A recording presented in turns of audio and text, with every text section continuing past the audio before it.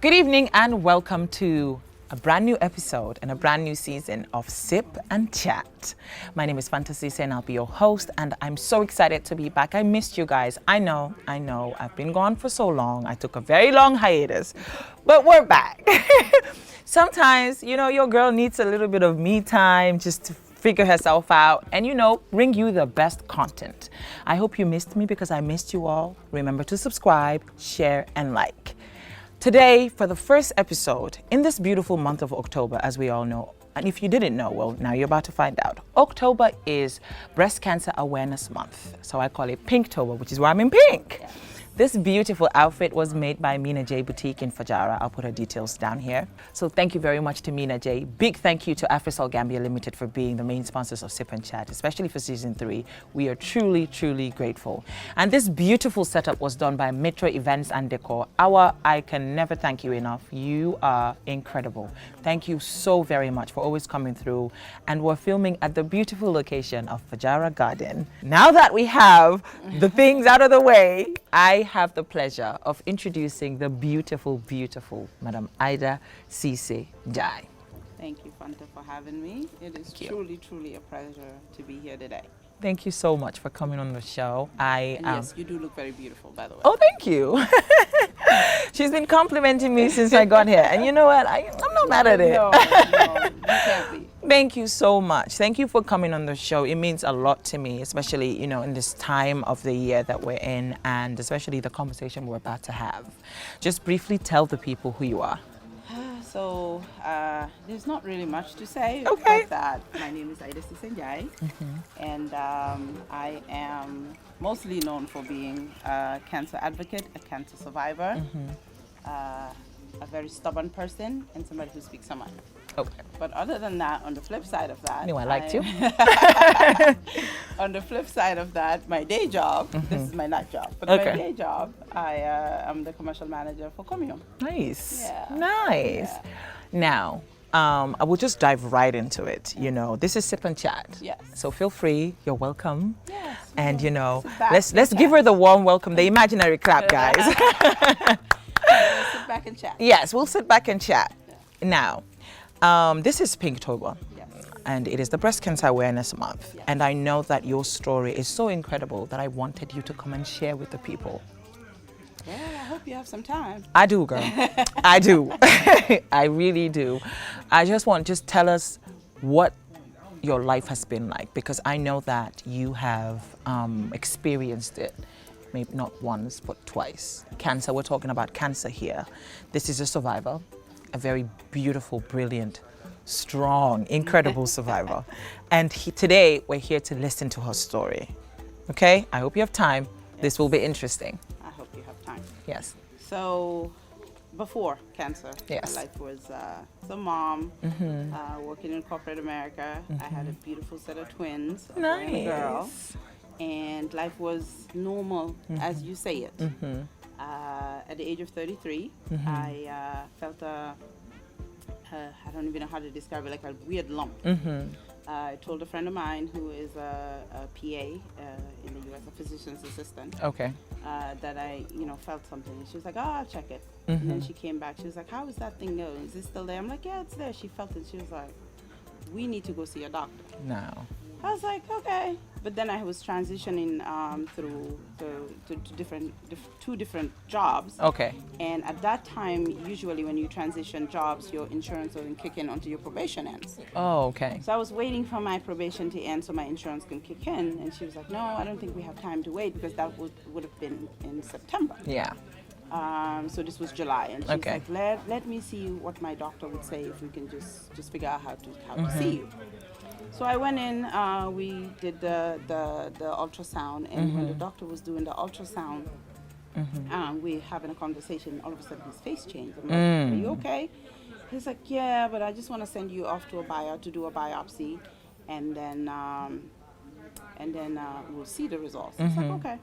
So I went home, July 19th, my friend that was the PA came, and she called and I didn't answer the phone. And so she came to my office. So his tone changed and he said, you need to go do a biopsy. So I went to go do the biopsy, And 3 days later, he gave me a call. I didn't answer the phone as usual. I'm really bad at that. Yes. So I'm at work, and then my friend came, and she was like, "I've been calling you. You're not answering the phone." I'm like, "Okay." She's like, "I was in the neighborhood. You live so far and you work so far. Why What are you doing in the neighborhood?" She goes, "Well, the doctor was calling you, and you're not answering the phone. Is it okay if we call him?" I was like, "Sure." So we called him, and he said, "Hey, is it okay if Falida's in the room? Because I have some news for you." I'm like, "Sure, no problem." And he was like, "Ida, I am so sorry, it's cancer." Oh my God. At that point, that's all I heard. There was nothing else he said after that.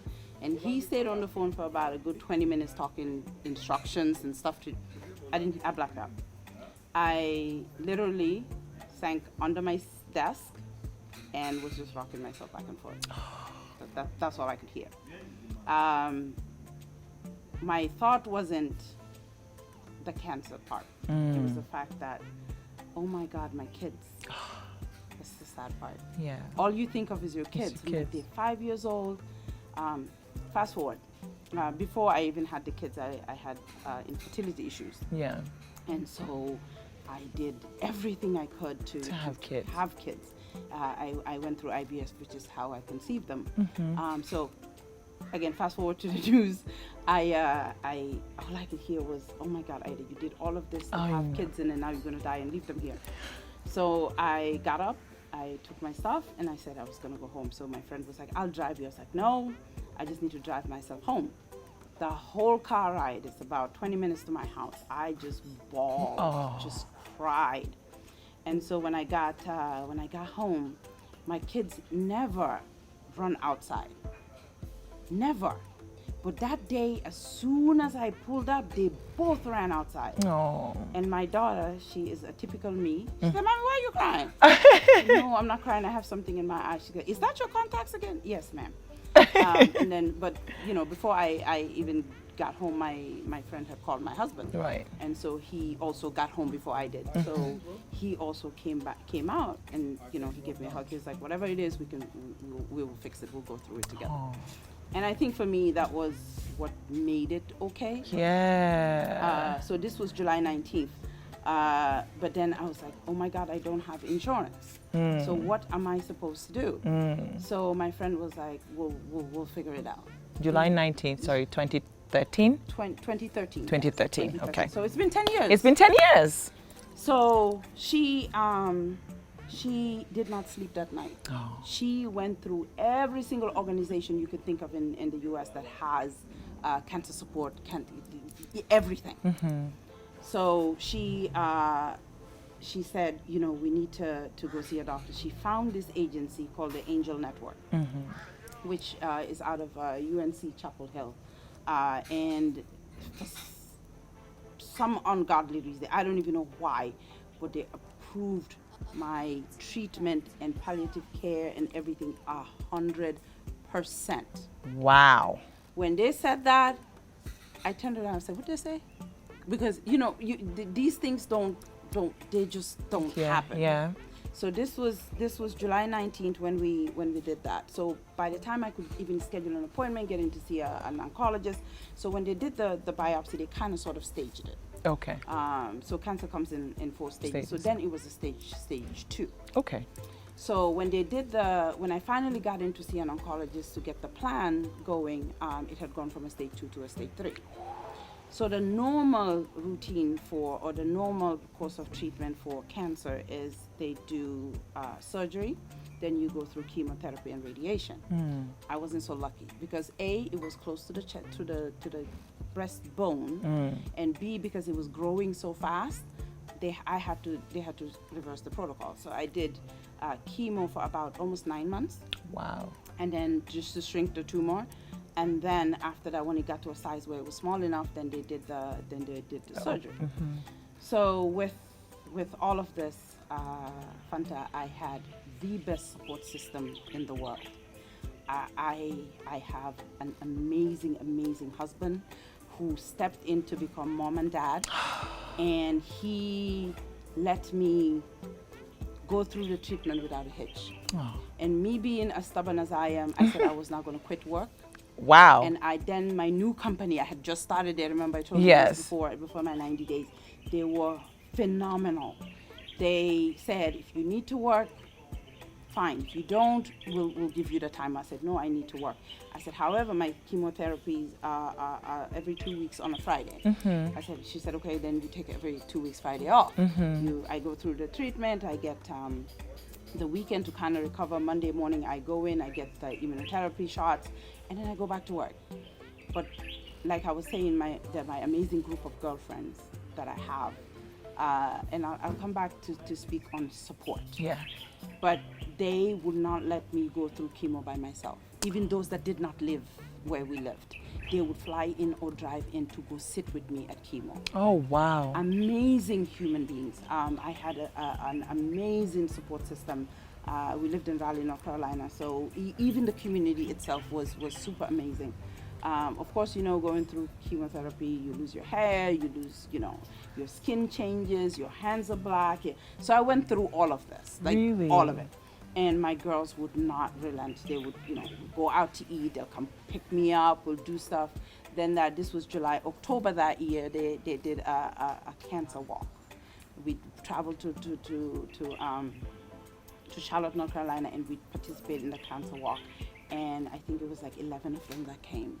And they all wore pink, and I mean, guys and girls, and we went out and we walked, and it was such a beautiful thing for them to do. And it's just, I am lucky. I am truly lucky. Truly. So I went through the chemotherapy. Then it was time to go to select a surgery to do. Yeah. The normal course would be to do a mastectomy. Okay. I'm one of those people who always reads online. So I went through, read online, because initially what they told me was, when they found the cancer, they asked you the question, is it in your family? I said, no, because I asked. They said, no. I said, it's not in my family. But when I did the test, there's a test that they do, a genealogy test, BRCA, I think it's called BRCA2. It became positive that it was in my family. So I'm like, okay, so So then, who has it or who had it? Oh, And you were gonna get thinking, there. and you were Exactly. thinking I to asked yourself. My mom's like, not on my side. I asked my dad, he was like, no. But then when the test came back, I'm like, it has to be somebody in my family. So I kept asking and asking and asking. So come to find out that my dad's 2 sisters had it. 2 of my cousins had it. But then, of course, in Fanta, they never tell you what is going on. They don't. They're like, I think it's more so feel like taboo la lu nekk It is a feebar taboo. yooyu Weesu na foog ñu taboo yeah it's like bu ko wax yow so it's like wow, exactly. Yeah. So when I asked and asked, one of my aunts were like, wow, mom de, bi amee doom dañ waxoon ne doom jee ko giix weenam bi moo ko sonaloon ba nga ne lii lan la def néew yi di génnee data. Excuse me? I said, loolu mooy Cancer? Nga ne ma, waaye yaayam tamit loolu la amoon. oh my god. Well, I know where we got it from. So, we did that. So then, but also reading, I found out that 65% chance that it's going to come on the second one. Really? So I made the very radical decision to have a double mastectomy. I did.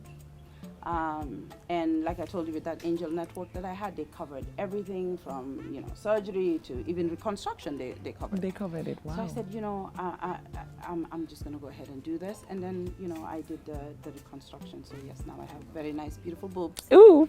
But anyway. Hi, girls. Yes, beautiful ones. So that was the good part that came Yes. out. But so we did, I did a double mastectomy. And I thought that was that. Went through the treatment. I did, a few rounds of radiation. And I thought that was that. But mentally, it wakes you up. Oh. I always say I had a pact with God that when I was on the operating table, I said, if you get me out of this, I promise you I'll be a good person. I promise you I will help people. I promise you I'll do this, I'll do that, and I'll do this. And when I went after the surgery, when everything was fine, I was like, okay, so I made this promise, so I have to. I have to keep it. So then I started doing research about that. If this happened to me in the Gambia, what would my chances be? And it wasn't looking good. So I decided that I was going to do something about it. I was going to do something here in Gambia to help the less fortunate people. So I started a cancer foundation, and What is it called? It's called FACIA, Fighting Against Cancer in Africa. And I came in 2015. I did an event here, and we started the foundation. It has been not without obstacles. Of course. Because as you know, anything in Gambia, there's nothing easy. And to me, what kills me the most is that I'm doing this to help people. If not anything, when I started this whole thing, my goal was to save one person. That was it, just one person. I said I was going to. One person. But over the years, looking back, it's been a lot more than that. Some I've lost along the way, and some still come back and say, you don't know what you did meant for me. Oh. And even though, Fanta, it's not monetary, it's not financial for some people. It was just calling and talking to them. Sometimes the doctor talks to you and you don't hear what they say. But then when you sit back by yourself, you're like, well, what did he say? So then you need somebody who's at least gone through it to tell you chemotherapy is so big. And what it does to you, you need somebody to say, okay, calm down. It'll be fine. These are the steps. This is, yes, this it's happens. Normal. Yes. You wake up one morning and, you touch your hair. And my son is the one who gave me a hug. And when he let go, there was hair all over him. This was 10 days after my first chemotherapy. And he freaked out. He said, Mommy, I'm hurting. I'm like, no. And then I did, my hair's coming off. Like completely, it's like Velcro. It completely comes off. I lost my eyelashes, I lost my eyebrows, and the body hair, like everything. So for somebody else, it helps to even hear somebody else has gone through that. So for me, even if it's not anything, but to speak out and tell people it is okay. Yeah. It is okay. Yeah. And having a spouse who looks at you and says, you're beautiful, even with the bald head, helps. Because there were some days I looked at myself and you didn't feel that way? No, it doesn't feel that way. It absolutely does not feel that way. On that note, we'll just take our first break. More with Ida when we're back.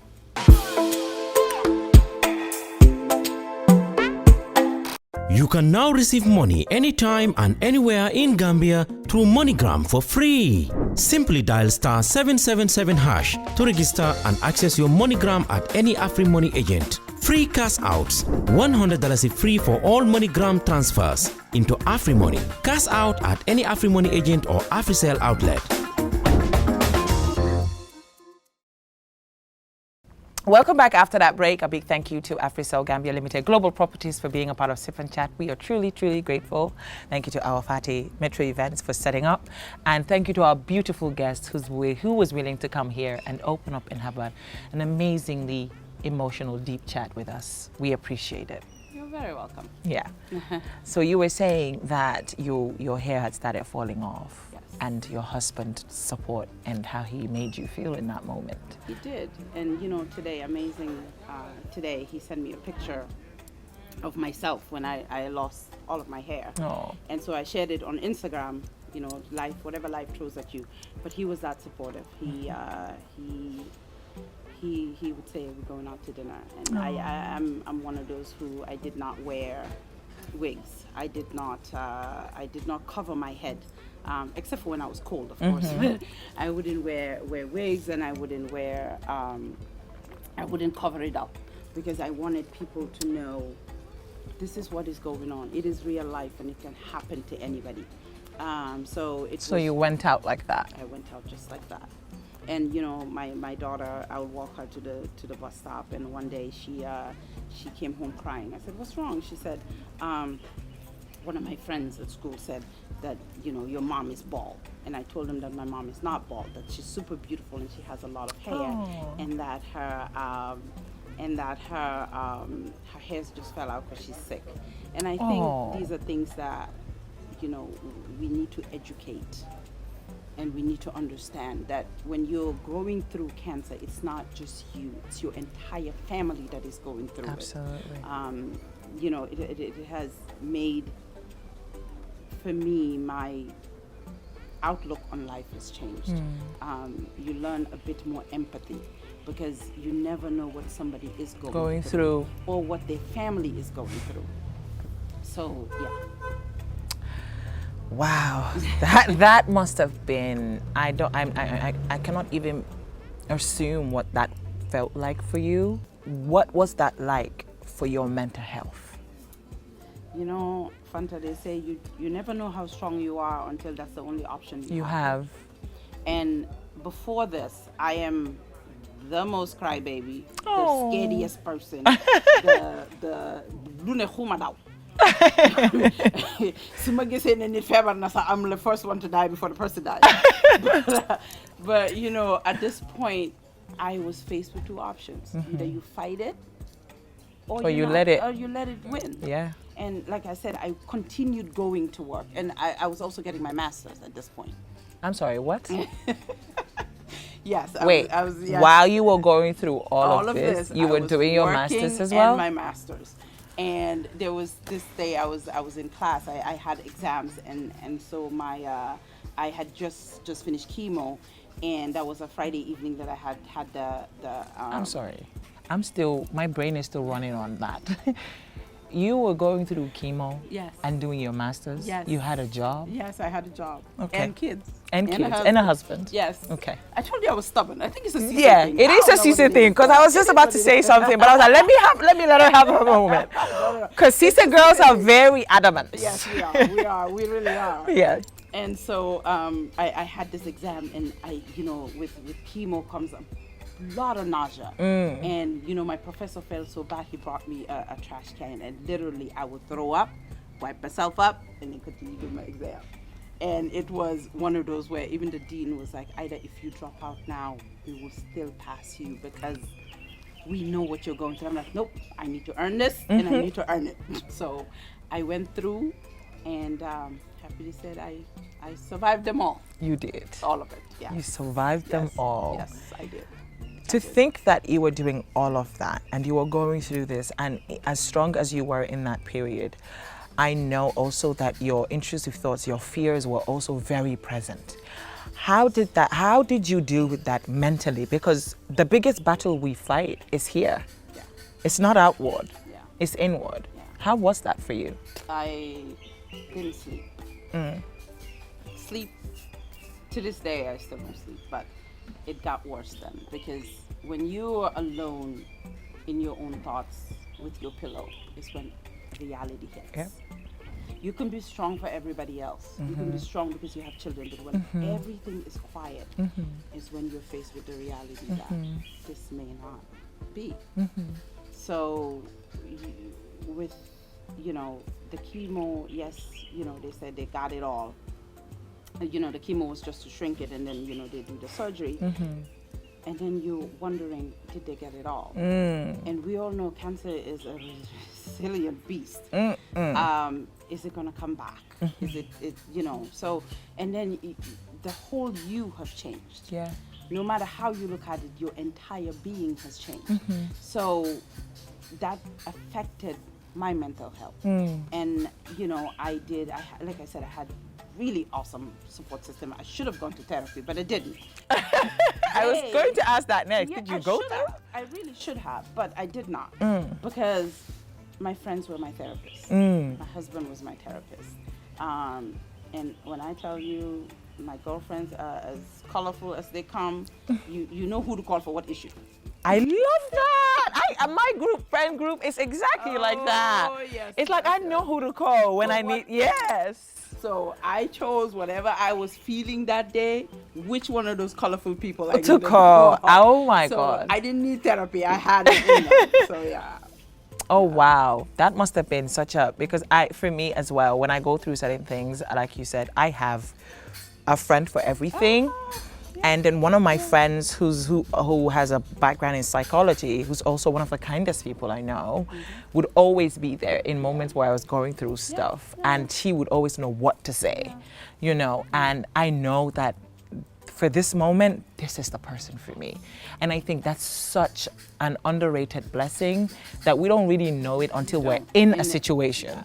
you know. We take them for granted, and I have to apologize if I took y'all for granted. You guys were my therapists, but yeah, they were good people. I That's have to beautiful. say, I was very blessed. I'm Very, so very happy blessed. for Very, you very to know blessed. that you had that, because I know how just going through stuff, it can take a toll on your mental. And if you're not strong, or you don't have people around you who are hugging you or engulfing you in love, it could really, really change your own perception of yourself. Absolutely, it does. It You does. know, It and really does. it's incredible what you've gone through. Now, you came home, you have a foundation, you know, fighting against cancer in Africa. And how far has that been? Because you set it up in 2015. But when you fought the cancer from 2013, how long did it take before it was completely gone? So, the saying is it's not ever completely gone. Yeah. They say you are in remission. Okay. So for about a year after that, almost 2 years before I went into remission, and then I was dealing with other health issues that I couldn't even understand. And then you realize that going through cancer treatment itself takes a toll on your body. So I was unlucky enough that because the chemo was so aggressive, I ended up developing congestive heart failure. Oh, So I have a pacemaker now. really? Yes. So you realize that, oh my God, I've finished fighting this, but now I have another Something lifetime else to battle fight. that I have to fight. But that, you know, I can't run around like I used to, but I'm still here. It still works. So after that, I, you know, decided I was going to come to Gambia and visit, and then, you know, set up this foundation. And we were going to partner up with the government. We did everything that we were supposed to do. We raised some funds. As you know, back then, it was before our change. Yes. And so I honestly, you know, I wrote a grant. We applied for a grant to support cancer patients in Gambia and support us getting a cancer center. That didn't pan out. I heard later on that we did get the grant, but I cannot tell you what happened to it. They So I squandered can't- the money? I can confirm no Oh, no, deny that. Yes, but so that. But we know, that, low-key. Yes, low-key. Low-key, we know what happened. Yes. So that happened, and then over the years, I just found out that there's so many different little organizations in Gambia that are doing different things. And so in 2019, we decided to form a cancer associations. Okay. And with that, it brought all of these different, we were nine associations that came together to form the league. Okay. And so we felt we were stronger that way. Yeah. And so in 2019, we were able to bring a mammogram truck from Senegal. Nice. We had a whole hoop-de-doo. The mammogram truck came. They had doctors that came. The ministry was involved. We had a 2-day screening event at the Arch. Nice. And we were able to see 463 patients. Wow. I think we did that. We screened for both breast and cervical cancer. Good. Which now is the most prevalent cancer in Gambia. Yep. But so we did that, and the beautiful Dr. Fanta Ceesay was also part of it. And she Love her. Yes, she's phenomenal. Yes. She actually joined and helped us with that. So we did that. Then COVID hit. After COVID hit, we didn't do anything. But when we did the 2019, we also had a fundraising event. Okay. So we raised some money, and the plan was to get a mammogram machine. But that didn't end up happening because we didn't raise enough funds. So then COVID came, so the money's just been sitting there without us doing anything with it. So this year, we decided that, you know what, the money's sitting there. So my partner Aji and I, she also has a foundation, I have my own, but we kind of partner up with her in a lot of things. Decided, you know what, the money just sitting there is not doing anything.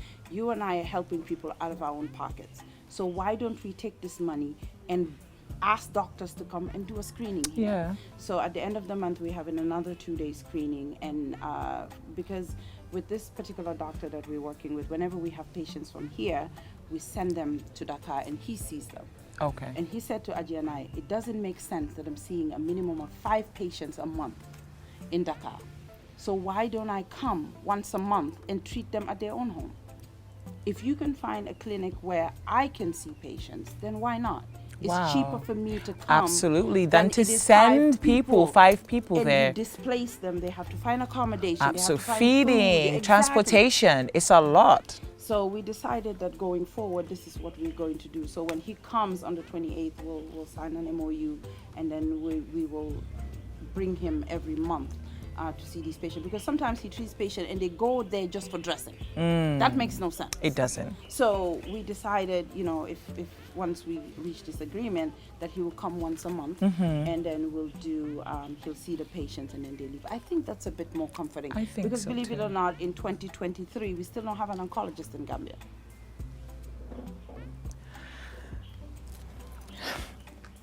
It's a lot. You know, it really it's a lot, because you know you're in it. So you know how many cancer patients we have, especially in women, the breast cancer, cervical cancer. I don't know that. But you are dealing with them every time. And to think that we're in this day and age and we don't even have a simple, I know it's not simple, but you know what I mean, like an oncologist to check these women, to be there for these women, to figure out how to help these women. And we have to bring someone from Senegal to do that for us. I agree. And if the organization that you're part of wasn't the one behind this, who would have been? Would these women have gotten the attention they need? Well, you know, I have to be fair, I have to say the doctors at EFSTH are doing a wonderful job with the meager resources that they have. So I cannot take that away from them. Okay. They have a breast clinic, but they can only treat if they catch it super early, meaning their only option is to do surgery and do a full mastectomy. That's the only thing they can do. But that's what what the resources they have. Yeah. So if you need chemotherapy, I mean, you have to go get your chemotherapy meds from Senegal and come, and they can administer. But administering it, you're sitting in a chair in the ward that is full of people, and you just sitting there with, it's not Yes, the conducive environment for that. So we need a cancer center. We do. Which, anyway, that's a whole nother story for another day. I understand. I feel you. And, you know, I'm just proud of the organization, really and truly, because it's been how many years now? It's been 7 years now. 7 years now. And, you know, you were saying off camera how many women you guys have helped. And when you say, when this started till now, and every year you do a screening, you know, and the next screening is at the end of this month, before October 28th and 29th. And I'm gonna come. Yes, you should. I'm definitely going to come because I'm on I'm in the 3rd floor now, and I need to. Yes, and I need to check. You know, I advise people. Usually they say the 4th floor. If you don't take anything from this, is know your family history. Yes, our families don't like to talk about it. They don't. Yeah, you have a guardian who will talk about it. Yep. So ask the right questions and get the answers. If it's in your family, if it sounds suspicious, then by all means, you know, get yourself checked in early. the mood to get checked. Yes. I like that. I like that. We'll go with our second break. When we're back, more with Ida. Send money to Gambia for free! You can now send money via MoneyGram to AfriMoney in Gambia anytime, anywhere. Simply go on to MoneyGram.com or the app and select Pay through AfriMoney to send. Make sure the receiver is registered on AfriMoney in Gambia, or get them to dial *777# to register. Instantly, the money comes into their AfriMoney wallet. No hassle, no wait times, complete ease. Cash out at any AfriMoney agent or AfriCell outlets. Free cash out, no sending fees. Welcome back after that break. We are getting into the final segments of the show, and we have the beautiful, beautiful Ida. I hope you're learning and taking it all in, because I am. This is such an important conversation to have, especially in Gambia, especially with the women, because, you know, I feel like women get left a lot. We are not considered a lot of the time. And to know that there is something out there that you and other women are doing for women is such a great feeling, because it's like, for the few times here we are as well, we're being considered, you know, and I commend you on that, truly, truly, truly. Right before we get into love, because you know I'm a lover girl. They know I'm a lover girl. Right before we get into the love, you know, when the first time cancer came and you did 2 mastectomies and then you did a reconstruction, it came back a second time? Came back a second time. So the second time, actually, when it came back, I didn't notice what it was. I just had... I'm sorry. But then you had done 2. Yeah, so it didn't come back there. Okay. So it came back in my uterus. Oh, wow. Okay. So I didn't notice what it was. I Okay. just had, what I thought was a menstrual flow that didn't stop for 4 months. Wow. And so when I went to see the OB here, they couldn't figure it out. So I ended up going back to the US. I went back and I went to go see an OB, and he said, you're at that stage where we could do one of 2 things. We can either do a hysterectomy, or we can do, if you want to have kids. I'm like, no. Oh. I'm too old. We're not doing that again. My kids are 15. We're not doing that. So he said, this came how long after the first one? 9 years. Wow. So it was last year. And so 9 years. Last year? Last year. That's crazy. Yeah, 9 years. So it is true when they say it's in remission. It is in remission. It really is. And like I said, so when we were dealing with treatment options to stop, we thought was the menstrual flow, heavy flow. I said, you know what? I'm just gonna do a hysterectomy. We're just gonna do that and just call it a day, because I don't want to have to deal with that again. Yeah. But when they do a hysterectomy, any part of your body they remove, they actually get it tested. So when they removed it, did surgery, everything was fine. I was still in the hospital, and they did they took it to do the test. And he came back to check on me post-op. I think 3 days later, he said, "You dodged the bullet." I was like, "Huh?" He said, "You dodged the bullet." What does that mean? Exactly. That was my question. He said, What "I'm does sorry, that mean? but we found cancer in your uterus. But don't be alarmed, since we removed it all the parameters are clear." I said, "Excuse me?" Yeah. So that was the second time. But because they did a full hysterectomy,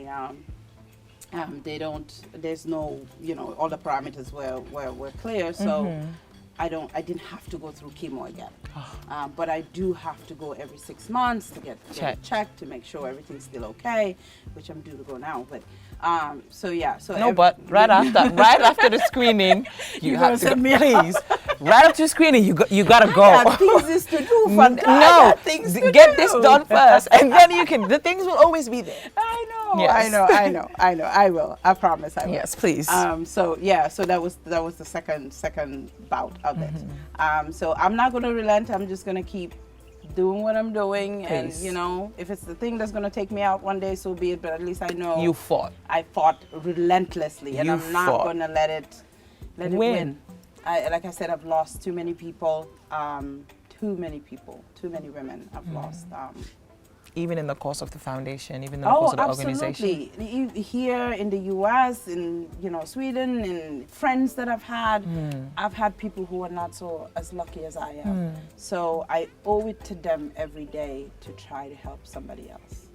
And what would you say has been your biggest challenge with the organization here with women? Funding. Funding is the biggest, because we know, somebody joked the other day and said, cancer do February bad dollar.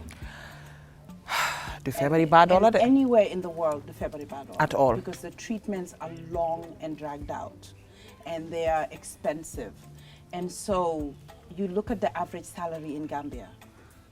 Even the insurance doesn't cover but what, 50,000? Yeah.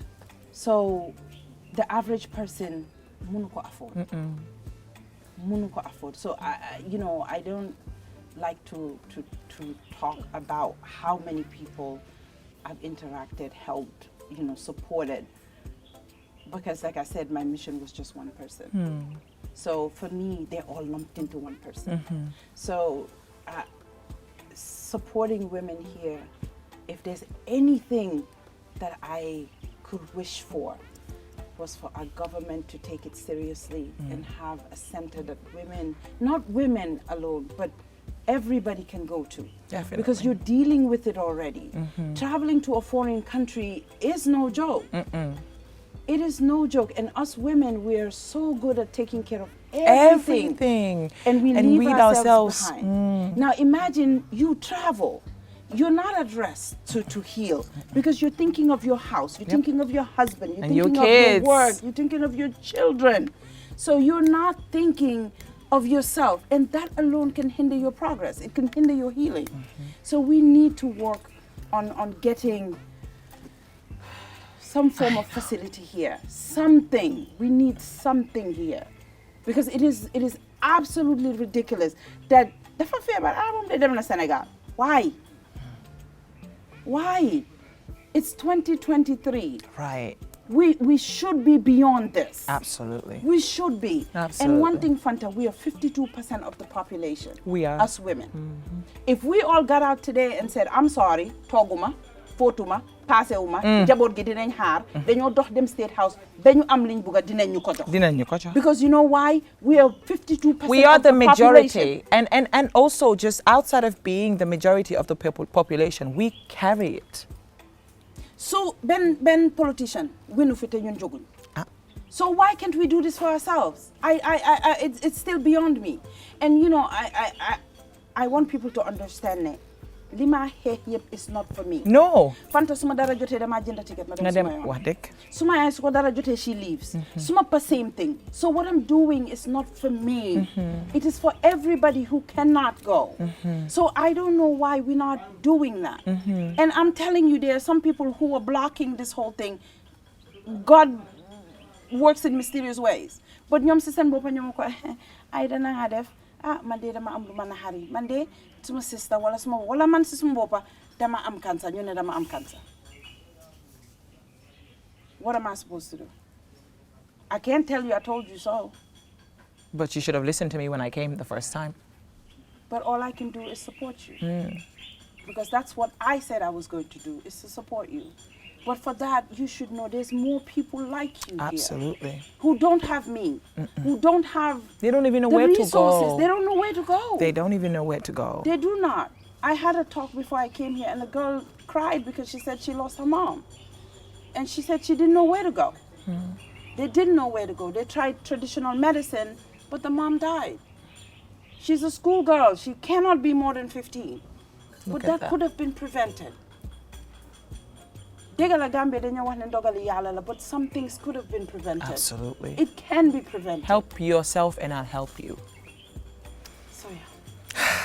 I'm sorry. It's I unpack okay. a whole lot. It's okay. That's why we have the show. We unpack. We talk about things. We unpack a whole lot. We unpack a whole lot. We do. And we do. vent. And we vent. Yeah. And everyone that knows me knows I like a good vent. Yes. You know, you So definitely have to let it out so you can feel light. Yes, absolutely. And I am thankful that you were able to do that here. Yes. Now let's switch it to something lighter. And fun. And fun. Yes. Love. Okay. How did you meet your husband? Because this is going to be a very heavy loaded question. Because anyone that knows me knows that I am such a big voice for certain marriages in Gambia and how they are and how they don't motivate me to want to get married. Well, this one's going to be really cute for you. Okay, you gotta give it to me then. No, just so believe it or not, we met on Valentine's Day. I know, of all things. Oh wow, Cupid was working overtime. You know, it sure was. We met on Valentine's Day at the mall. At the mall. Yes. Cute. Yeah, and Cute then story. we had dinner that night. And Whoa. yeah, and then How did he spit game? Like how was it? So I've known him for a long time. Okay. And then he had apparently asked my brother about me, and he said, "Oh no, I didn't have a So when we ended up getting So when we ended up getting married, he said, "You wasted your sister's years. So your sister's 5 years." So him and Matar still have that banter going on between them. But yeah, so I had known him before. So when I met him, he said, "Oh, hey, how you doing?" I'm like, "I'm good." He's like, "How's your husband?" I said, "Who husband?" What husband? He said, "Wait." So you got neck on there. So my husband's Senegalese. He told me you were married. I said, "I've never been married." So, you know, we ended up having dinner that night, and a year and 3 months later, we were married. A year and 3 months later? Yeah. How did he, who said I love you first? He did. Ooh. Were you already in love, or you were just waiting? Because you know, us girls, we like to wait. We were waiting. Yeah, because we were waiting. We were hajjaning. We were doing doing all of it. it. So yeah, we were doing it all. But What yeah, would you say was the most romantic thing he'd done for you before you got married and after you got married? So Ceesay has always been the guy who is the brain behind my chaos. Oh, That makes sense. I get it. yeah. As another stubborn girl, I know exactly what you mean. Yeah, he is the brain behind my chaos. He's the more organized person. Yeah. He's the more. Sometimes I tell him, "You're too stoic." Yeah. Like he's always, Sturdy and there and I know what you mean. And I'm all over the place. So yeah. So until today, when the kids mess up, he goes, "Say I reckon I do." Like, but don't say that. So yeah. So he's always been the more Organized, organized put together. person, yeah. Yeah. And so he doesn't show it out loud, but he's very, very caring. He's and now I see it with my daughter. Like he's such has her wrapped. She has him wrapped around her finger. So, he's a very, very. I don't know how to explain it. He's a gentle giant. If that makes sense. Yeah, he's a very gentle giant. No, that's sweet. That's sweet. What would you say is the most romantic thing you've done for him? Threw him a surprise birthday party. Okay. He didn't expect that, of course. Sweet. He thought we were just going to dinner. Oh. And then all his friends and everybody was there. And this is in the midst of me going through chemo, bald-headed and all. That's why he sent me the picture today. That picture was from his birthday party. Wow. Yeah. And he really appreciated that. I would everything carry that I'm with me till going I die. through, yeah, you had the time to even try to plan a party, and it was all about him, and it was he. That's loved so it. sweet. He absolutely loved That's it. Yeah. really, really sweet. Would you say you're a romantic? I am. Are you? Oh my God. So you're a softie? And a crybaby. I told you. But the biggest thing about me, and I always complain, I was like, one thing I can't find in Gambia is flowers, because I love flowers. Oh, KJ Cupcakes does flowers. Real flowers. She does? Yeah, she has a time for it. You let her know, like, oh, I need flowers, and yeah, KJ Cupcakes does. Yeah. See, that's a plug right there. But Yeah. Yeah, So yeah. I'm gonna let him know. He can Yeah, still send yeah, me he the can still do stuff. that. He can still contact them and like, I want flowers delivered to my And wife you at know her who office does that, on this like day. on Valentine's Day or my birthday. He's like, but there's no way they can send you flowers. I'm like, no, we don't have it here. Now I know. KJ Cupcakes does, yes. Thanks for the plug. You're welcome. Thanks for the plug. That is so sweet. Yeah. I love that. So how would you describe, if you were to use a movie title, what movie would you give your love story with your husband? Oh, girl, there's a whole bunch of them, but I don't know. A mismatch.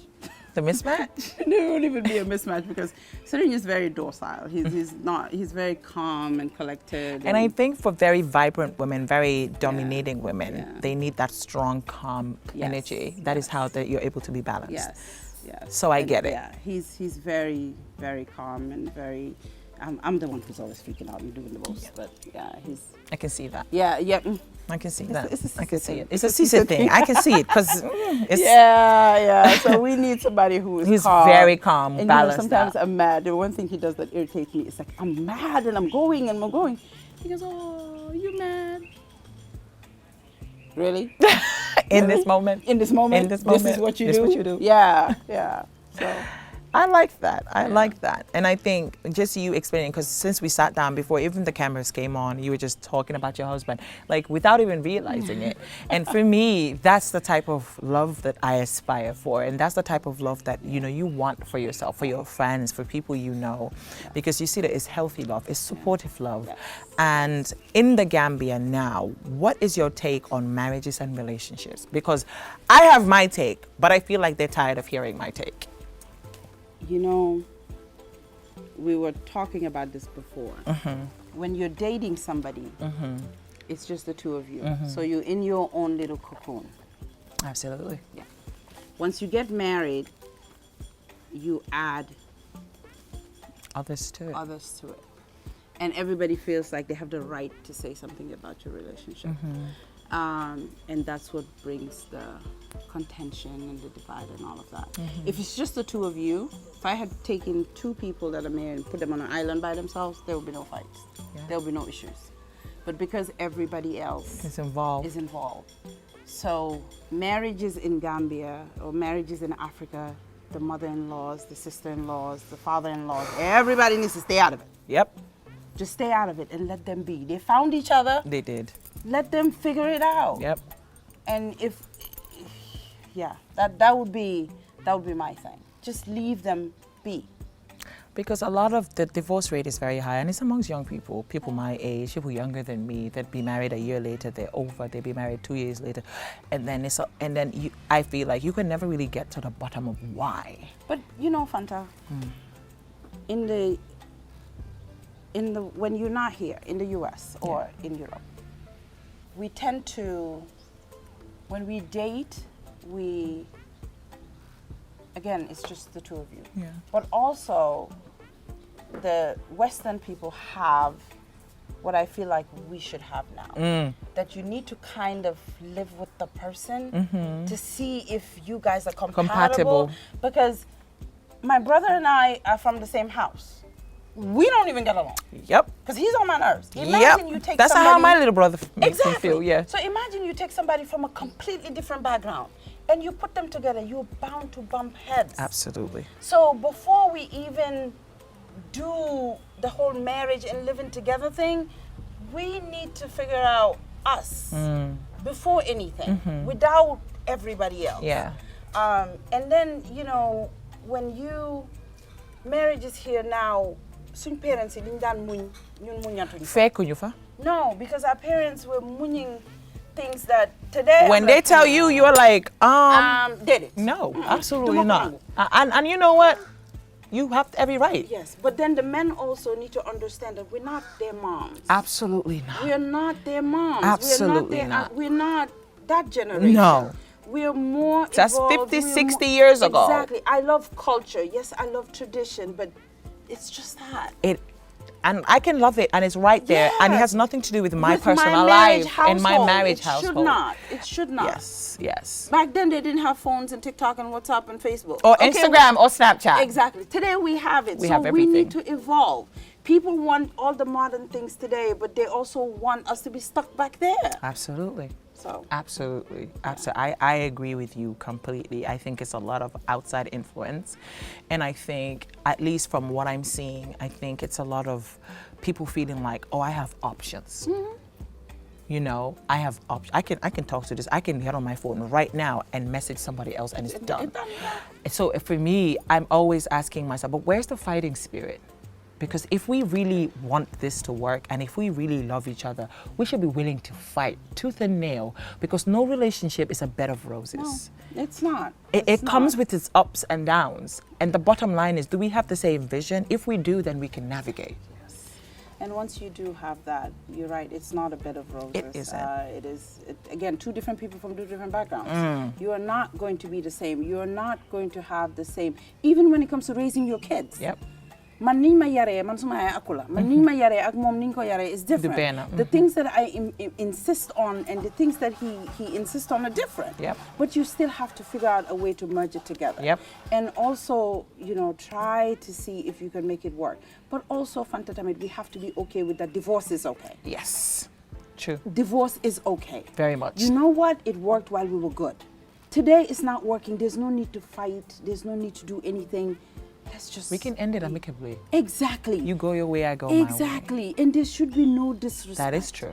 Disrespect between Kobayerek will be fine. That is very true. But then everybody else gets involved. The sister-in-law start insulting these people, start doing this. It doesn't work. If I wasn't married, and in today's day, I would never do it.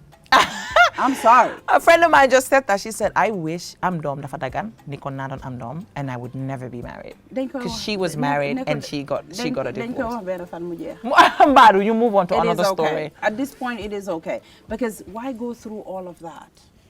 It's really painful, and a lot of people just want to, you know, a lot of people get married because they feel like, oh, I'm getting older, I want to have a child. Exactly. But it's not a reason to get married. It isn't, because I look at myself now, and the conversation surrounding me is, you're too picky, Fanta.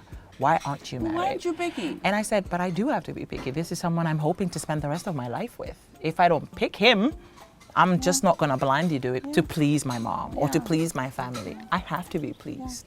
And also that, you know, there's also that part of the conversation of the pressure of society. When a woman gets to a certain age, she has to get married. But when a man gets to a certain age, oh, he's such an eligible bachelor. I know, right? I know. How is that fair? It's nothing when it comes to gender, there's nothing that is fair.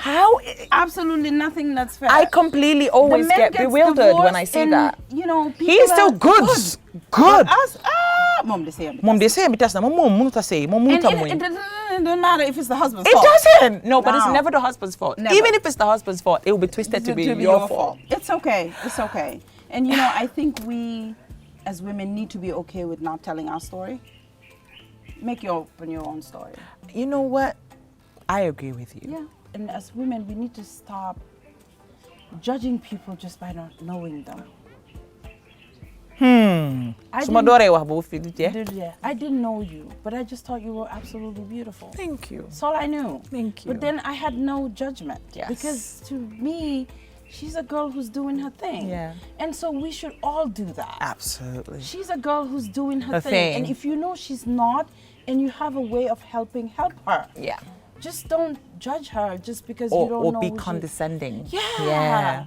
I find that a lot in Gambia. Oh my God. It's a lot. It's for me, I always say it's so easier for me to deal with men than it is to deal with women. You and me both. Because men, they don't care. They're one-track minded. Get it over with, done, and keep it pushing. They don't really care. But the women, the minute you see them, they're looking at you from head to toe, sizing you, having so much to say. Yeah. I remember just meeting you in your office, and I thought, oh my gosh, you're such an amazing energy. Because I'm such an energy girl. Yeah. Like, I love a good energy. Yes. And I was like, oh my God, Ceesay, it makes so much sense, you know? Because, you know, I want to associate all the good things with the Ceesay. I'm like, she's a Ceesay, it makes so much sense. Such a Ceesay Such a Ceesay thing, you know? And I just want to say thank you for coming on the show. Thank you for sharing your story. No problem. Thank you for sharing your wisdom. Thank you for being a girl's girl. I really appreciate that. I am truly a girl's girl. I can tell. Yeah. I can tell. Now we're going to go to the final segment, which is what I like. Which is what I like. This is the Never Have I Ever. So I'm going to ask you a couple of questions. If you have, you say I have, and you take a sip.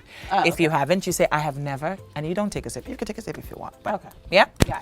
Never have I ever been in love with two people. No. I No? have not. You have not? No. Oh, no. I haven't either. I don't know why I sounded so surprised, like it was a normal thing. Yeah, no. No?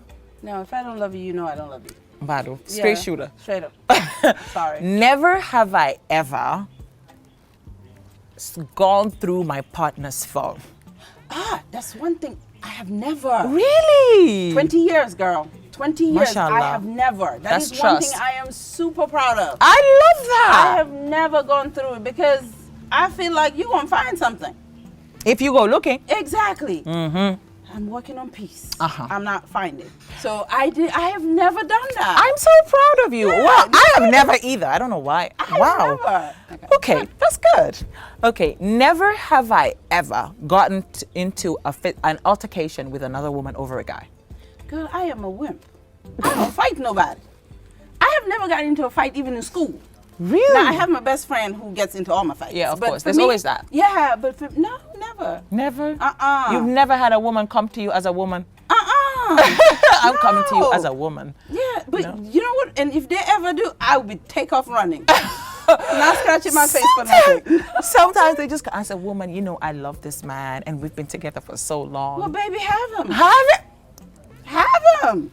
I am not about to do all of that. You can go. Have him. You can go with him. Oh, I like that. Yeah. Oh, okay. I was like, no. Okay. You're not scratching my face today.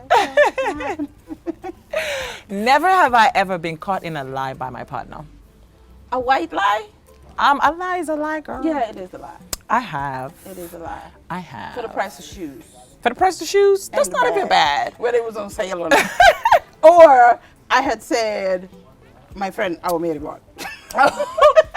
Yeah. I have put, child. Do you know how many sales we have? Yes, we cannot all be. Yeah. Yeah. So, yeah, when we go shopping, we leave it in. Really? each Yeah. other's car. Absolutely. Absolutely. I have. Speaking of, final question. Okay. Never have I ever dated two people at the same time. Nope. Nope. Have not done that. Broke up with one. What's the time frame? Actually, the day of. So, I love that. the day I broke up with Himst is the day I met Serene. Whoa. Yes. Really? Yes. So yeah. You know, this is why I always like to say, never let your boyfriend stop you from meeting your husband. Yeah, true. I'm There a you go. firm advocate of There that. you go. 'Cause- There you go. Yeah, the Ooh, same day. really? Same day. Which is why I was in the mall. Oh, I was like, okay, it's I'm sad. Valentine's Day, so oh, I'm gonna go you treat broke myself. on Valentine's Day? Yeah. Who broke up with who? I did. Girl, you could have waited after Valentine. No, because then, no. Mm. It says after, There was it's no like, waiting. you know what? I thought I was just waiting it out, thinking Yeah, the no. Valentine's Day I was The gonna gifts. feel this. No, like of course you get the gifts, but you know, Yeah. you see, like I was thinking I would feel the sparks, but I didn't. Yeah. And you know, No, I didn't. No, we broke up, and then I met Serene that same day. Look at God. I know. He was waiting. He was waiting. I like that. I like that. That is so.